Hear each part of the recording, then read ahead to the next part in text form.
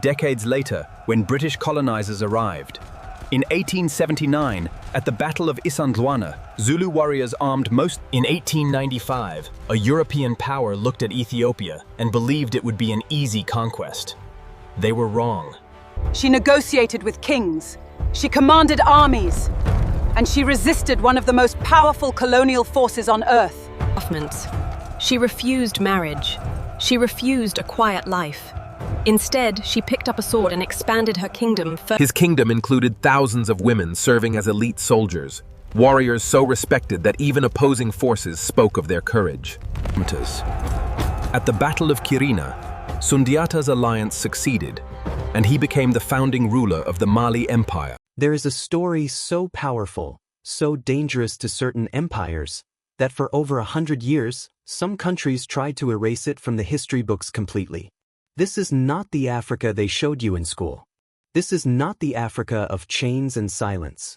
This is the Africa of kings who never bowed. Warriors who made European generals shake before battle even started.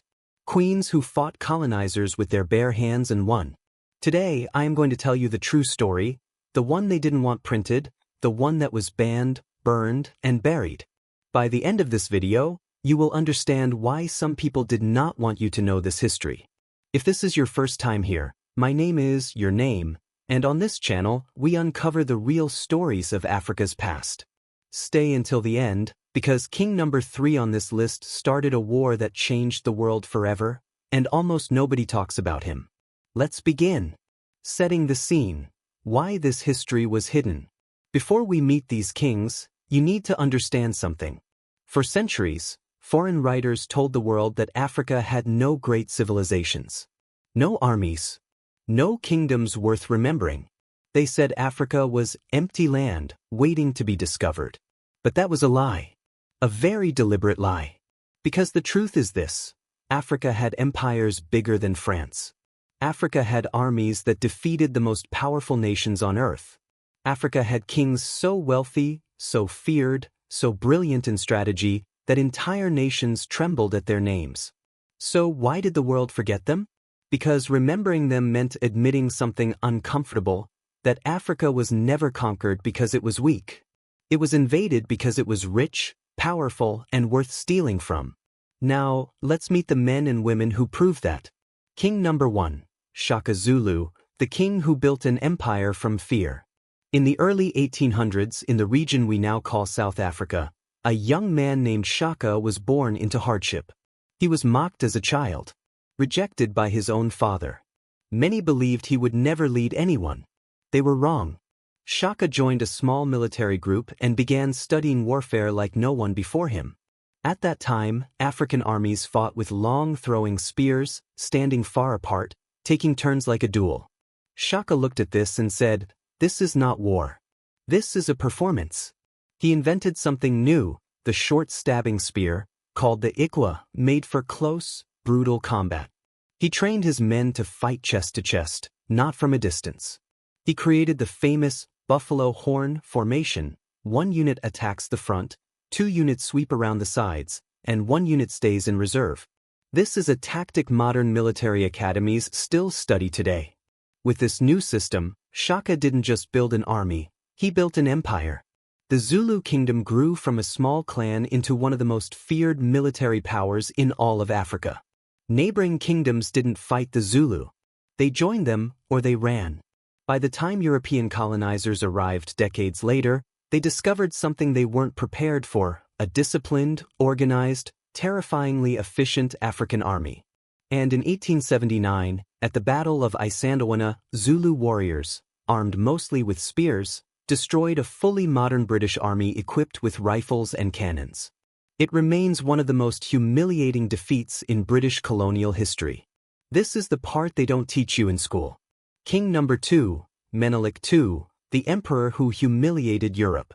Now let's travel to Ethiopia, a nation that holds a title no other African country can claim. It was never successfully colonized. In 1895, Italy, a rising European power, decided Ethiopia would be next. Italian generals believed this would be easy. A quick, glorious conquest to add to their empire. Emperor Menelik II had other plans. Menelik did something brilliant. Instead of relying only on traditional weapons, he modernized his army, purchasing rifles and artillery from multiple foreign nations, playing European powers against each other to arm his own soldiers. On March 1, 1896, at the Battle of Adwa, roughly 100,000 Ethiopian soldiers faced the Italian army. Menelik's forces didn't just fight, they overwhelmed them. The Italian army was crushed, losing thousands of soldiers in a single day. The result shocked the entire world. A European colonial power had been decisively defeated by an African nation. Ethiopia's independence was formally recognized. It became a symbol, proof that Africa could not just resist colonization, but defeat it outright.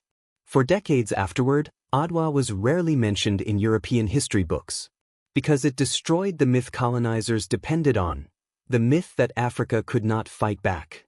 Queen Nzinga, the ruler who outsmarted empires for 40 years. Not every warrior king was a king at all. Some were queens, and none were more dangerous than Nzinga band of the Ndongo and Matamba kingdoms, in what is now Angola. In the 1600s, Portuguese colonizers were expanding aggressively along the African coast, capturing land and people for the slave trade. Nzinga became queen during this crisis, and she refused to surrender. She was a master of diplomacy and warfare combined. She formed alliances with rival African nations. She even allied, at times, with the Dutch to counter Portuguese power. When negotiations failed, she personally led troops into battle, in her 60s, still commanding armies on the front lines. For over 40 years, Nzinga resisted Portuguese colonization. 40 years. She died undefeated, still ruling her kingdom, still free. Today she is remembered as one of the greatest strategists in African history, a leader who understood that survival required both the sword and the mind. King Behanzin, the king they tried to erase. In the kingdom of Dahomey, in present-day Benin, King Behanzin ruled with an army that shocked the world for a different reason. Thousands of his elite soldiers were women. Historians call them the Dahomey Amazons. They were feared across West Africa for their discipline and ferocity in battle.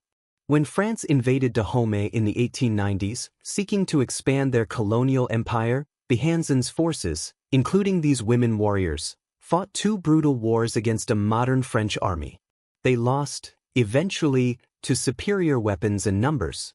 But they did not lose easily. French soldiers who survived the campaign wrote home describing warriors more fearless than any they had faced in Europe. Behanzin was eventually captured and exiled. But before French forces could fully occupy his palace, his people burned it to the ground, destroying treasures, records, and history rather than letting colonizers claim it as their own trophy. That single act tells you everything. They would rather burn their own legacy than hand it to an invader.